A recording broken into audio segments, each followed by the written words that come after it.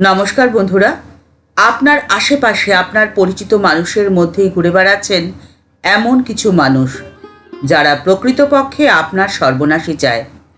শীতল শোণিত সরীসৃপ প্রাণীদের থেকে আপনি সাবধানে থাকতে পারবেন, কারণ তাদের চেনা সম্ভব।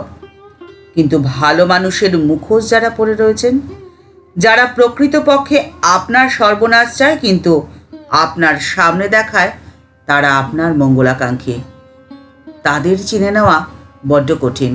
আজকের পর্বে আপনাদের সাথে শেয়ার করে নিচ্ছি মানুষের 4টি চারিত্রিক বৈশিষ্ট্যের কথা, যে বৈশিষ্ট্যগুলো আপনি আপনার আশেপাশে আপনার পরিচিত আত্মীয় স্বজন, বন্ধুবান্ধব বা অফিস কলিগ এদের মধ্যে দেখতে পেলেই খুব সাবধানে থাকবেন। জানবেন তারা আপনার হিতৈষী নয়, আপনাকে তারা হিংসে করে, আপনার সর্বনাশ তারা করতে চায়। প্রেরণা বাংলা মোটিভেশন চ্যানেলের আজকের পর্বে সবাইকে আমন্ত্রণ জানাই। এই ভিডিওটি শেষ পর্যন্ত দেখুন, আর ভালো লাগলে অবশ্যই শেয়ার করুন, আর আপনাদের মতামত অবশ্যই কমেন্টস বক্সের মধ্যে জানান।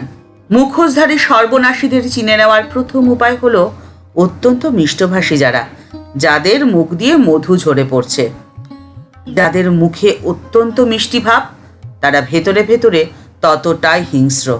যারা আপনাকে একদম সহ্য করতেই পারে না, তারা আপনার সামনে মিষ্টি কথার মুখোশ পরে থাকে, যাতে আপনি তাদের চিনতে না পারেন আর আপনি সাবধান হতে না পারেন। প্রশংসা সকলেরই পছন্দ, কার না ভালো লাগে বলুন তো? আমার আপনার সকলেরই প্রশংসা শুনতে ভালো লাগে, কিন্তু অকারণে কেউ যদি আপনার অতিরিক্ত প্রশংসা করে, তখন আপনি বুঝবেন যে সেই ব্যক্তি আপনার থেকে কিছু হাসিল করতে চাইছে। তখন আপনি তার থেকে সাবধান হয়ে যাবেন। যিনি আপনাকে পছন্দ করেন তিনি আপনার সাথে কখনোই কৃত্রিম আচরণ করবেন না। আপনার ভালোকে ভালো বলবেন এবং খারাপকে আপনার সামনেই খারাপ বলবেন।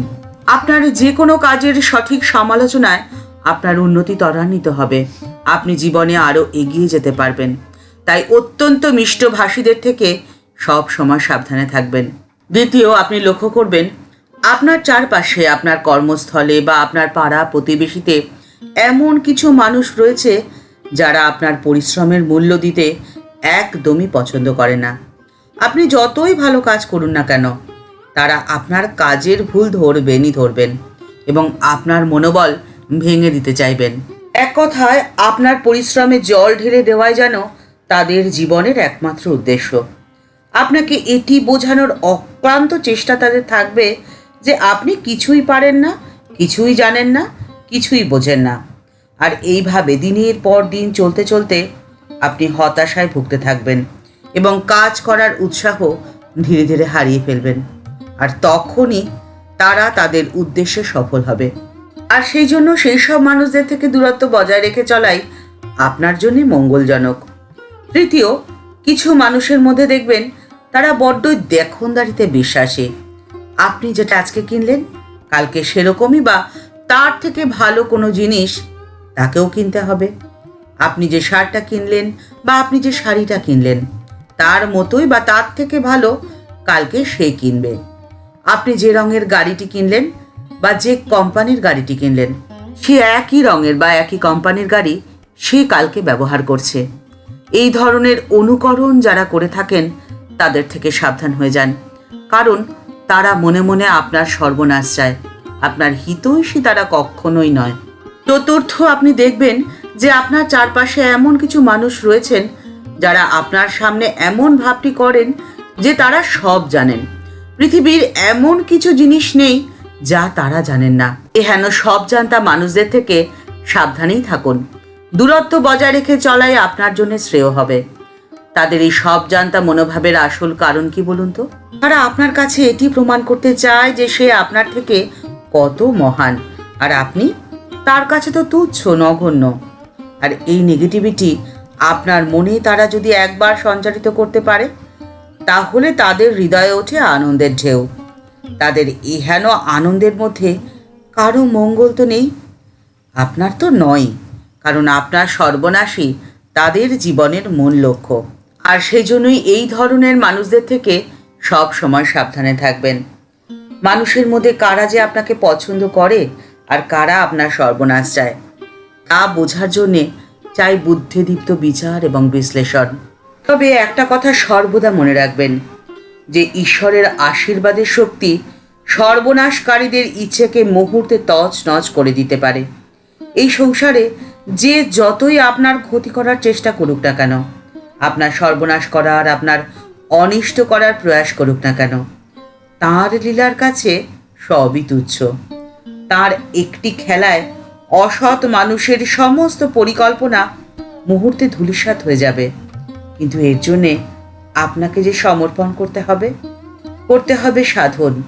সংসারের শত কাজের মাঝেও তাঁর কথা ভুললে চলবে না। ঠাকুর রামকৃষ্ণ পরমহংসদেবের শিষ্য স্বামী শিবানন্দজি, যার আগের নাম ছিল তারক, তাকে একদিন ঠাকুর বলেছিলেন, তোর বাবার সাধন সকাম ছিল, আর এই সাধন বলেই তার এত অর্থের আগমন হয়েছিল তোদের সংসারে, তার এত উন্নতি হয়েছিল। হাজার চেয়েও কেউ তার কোনো অনিষ্টই করতে পারেনি। স্বামী শিবানন্দজি তার স্মৃতিকথায় লিখছেন, একদিন ঠাকুর রামকৃষ্ণ পরমহংসদেব তাকে প্রশ্ন করছেন, দেখ এখানে তো কত লোকই আসে, কিন্তু কার বাড়ি কোথায় বা সে কার ছেলে, এসব কথা কাউকে কখনো জিজ্ঞাসা করিনি, জানতে ইচ্ছেও হয় না। কিন্তু তোকে প্রথম দেখেই মনে হয়েছে তুই এখানকার লোক, আর তোর বাড়ি কোথায়, বাপের নাম কি ইত্যাদি খবর জানতে বড্ড ইচ্ছে হচ্ছে। কেন বল দেখি? ঠাকুর যখন তাকে এই কথা জিজ্ঞাসা করলেন, তিনি তখন উত্তর দিয়েছিলেন যে আমার বাড়ি বারাসাতে, আর আমার বাবার নাম রামকানাই ঘোষাল। শুনে তখন ঠাকুর বড্ড আনন্দিত হয়েছিলেন। আনন্দিত হয়ে তাকে বলেছিলেন, বটে, তুই কানাই ঘোষালের ছেলে? তাই তো বলি, মা কেন তোর বাড়ির খবর নেওয়ার ইচ্ছে আমার মনের মধ্যে জাগিয়ে দিয়েছেন। তোর বাবাকে যে খুব জানি, তিনি তো রানী রাসমণির বাড়ির মুক্তার। রানী ও তার বাড়ির লোকেদের তোর বাবার সম্বন্ধে বড্ড উচ্চ ধারণা রয়েছে। তিনি যখনই দক্ষিণেশ্বরে আসতেন, তারা তার আদর যত্নের সমস্ত ব্যবস্থা করে দিতেন। থাকা, খাওয়া দাওয়া, চাকর বাকর ইত্যাদি সব কিছুরই ব্যবস্থা করতেন। ভারী সাধক লোক তিনি। এখানে এসে গঙ্গা স্নান করে লাল চেলির কাপড় পরে মায়ের মন্দিরে আসতেন। তখন মনে হতো যেন সাক্ষাৎ ভৈরব। যেমন লম্বা চওড়া চেহারা, তেমনি গৌরবর্ণ, বুকটা যেন সর্বদা লাল হয়ে থাকত। মায়ের মন্দিরে বসে খুব ধ্যান করতেন। তার সঙ্গে একজন গায়ক থাকত। সে পেছনে বসে নানান দেহতত্ত্ব এবং শ্যামা বিষয়ক গান গাইত, আর তোর বাবা ধ্যানে মগ্ন হয়ে যেতেন। অবিরল অশ্রু ঝরত তার দু চোখ দিয়ে। যখন ধ্যান করে মন্দির থেকে বেরিয়ে আসতেন, তখন সারা মুখ লাল হয়ে যেত। তার সামনে আসতে তো তখন সকলের বড্ড ভয় হতো রে। ঠাকুর রামকৃষ্ণ পরমহংসদেব স্বামী শিবানন্দজিকে বলছেন, আমার তখন খুব গায়ে জ্বালা হতো রে, অসহ্য জ্বালা সর্ব অঙ্গে। তাকে দেখে আমি একদিন বলেছিলাম, হ্যাঁ গা, তুমি তো মাকে ডাকো, আমিও মাকে ডাকি, একটু ধ্যানও হয় আমার, কিন্তু আমার যে এত গায়ের জ্বালা, এর মানে কি বলতে পারো? এমন গায়ের জ্বালা যে লোমগুলো সমস্ত পুড়ে গেছে। কখনো কখনো এই জ্বালা বড় অসহ্য হয়। তখন তোর বাবা আমাকে বলেছিলেন ইষ্ট কবচ ধারণ করতে। আর আশ্চর্য এই যে এই কবচ ধারণ করার পর থেকে আমার গায়ের জ্বালা একেবারেই কমে গেল। তা তাকে একবার আসতে বলিস তো। স্বামী শিবানন্দজি লিখছেন, সে সময় আমি কলকাতায় থাকতাম আর মাঝে মাঝে বাড়িতে যেতাম। আমার বাবাকে ঠাকুরের কথা বলায় তিনি খুবই সন্তুষ্ট হয়েছিলেন।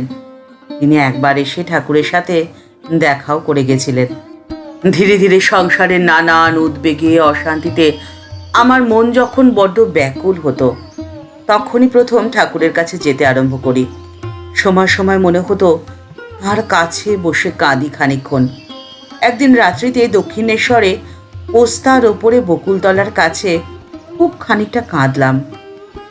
এদিকে ঠাকুর আমাকে অনেকক্ষণ দেখতে না পেয়ে খুব চিন্তিত হয়ে পড়লেন। জিজ্ঞাসা করলেন, তারক কোথায় গেল?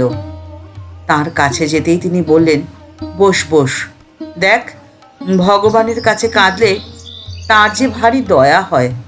জন্ম জন্মান্তরের মনের গ্লানি অনুরাগ অশ্রুতে ধুয়ে যায়।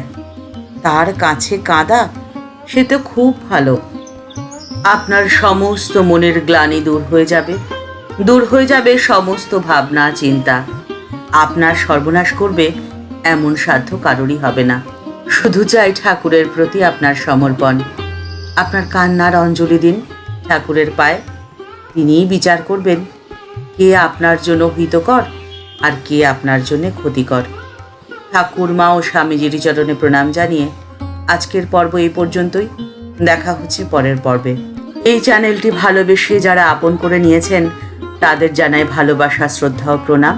আর যারা এখনও এই চ্যানেলটি সাবস্ক্রাইব করেননি তাদের কাছে বিনীত অনুরোধ রইল চ্যানেলটি সাবস্ক্রাইব করে বেল বাটনটা ক্লিক করে দিয়ে অল বাটনটিতে ক্লিক করে দেওয়ার জন্যে। তাহলে এই চ্যানেলের ভিডিও আপলোড হওয়ার সাথে সাথেই আপনার কাছে নোটিফিকেশান চলে যাবে। সবাই ভালো থাকবেন, সুস্থ থাকবেন। নমস্কার।